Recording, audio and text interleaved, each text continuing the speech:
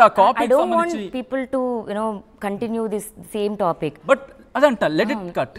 ఎవరు తీసుకొస్తున్నారు? మస్తాన్ తీసుకొచ్చాడా లేకపోతే రాజ్ నిజంగా రానివ్వండి, రాజ్ వచ్చి కూర్చొని మాట్లాడినప్పుడు మనం మాట్లాడదాం.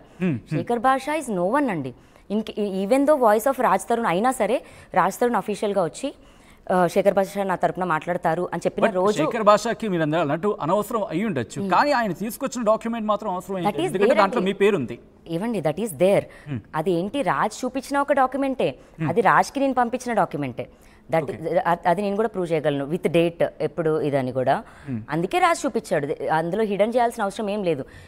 అదే ఒక్కసారి ఆ డాక్యుమెంట్ గురించి నేను మాట్లాడుతున్నా. ఒక్కసారి డాక్యుమెంట్ సంబంధించి ఒకసారి మీరు చూస్తే కనుక నా పేరు మన్నేపల్లి లావణ్య, డాక్టర్ ఆఫ్ రామారావు అంటూ ఆ డీటెయిల్గా ఉంది.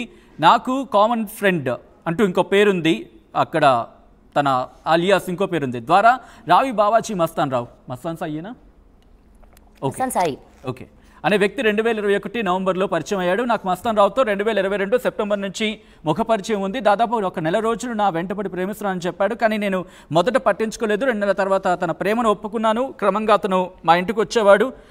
అంటే నేను కూడా హైదరాబాద్లోని నార్సింగ్లో ఒక ఇంటి అడ్రస్ గురించి రాసారిలోని అతని విల్లా నెంబర్ ఒకటి రాయడం జరిగింది. వీళ్ళు కలుస్తుండేదాన్ని. క్రమంగా నాకు తెలిసిన విషయం అనగా అతను ఇంకా వేరే అమ్మాయిలతో ఒక వీడియో కాల్స్ మాట్లాడుతూ ఉండగా దాన్ని రికార్డ్ చేసేవాడు. దాంతో నాకు అనుమానం కలిగి మస్తాన్ రావుని దూరం పెట్టాను. కానీ అతను నన్ను క్షమించమని వేడుకొని నువ్వు నాతో ఉంటే అన్ని మానేస్తానని చెప్పి నన్ను ఒప్పించాడు. ఇది జరిగిన నెల రోజులకు మస్తాన్ రావుకు అప్పటికే పెళ్లి జరిగింది అన్న విషయం నాకు తెలిసి ఈ విషయం అతను నిరదీగా నిజమని ఒప్పుకున్నాడు. అయితే ఎవరికి వారు పేరు వేరుగా ఉంటూ విడాకులు కూడా తీసుకున్నామని చెప్పి నాతో కొత్త జీవితాన్ని ఆరంభించాలని చెప్పాడు. ఇలా ఉండగా ఒకరోజు మస్తాన్ రావు తన చెల్లి అయిన ఆ పేరుని ప్రస్తావిస్తూ నా పెళ్లి జరుగుతుందని అంటూ మొత్తం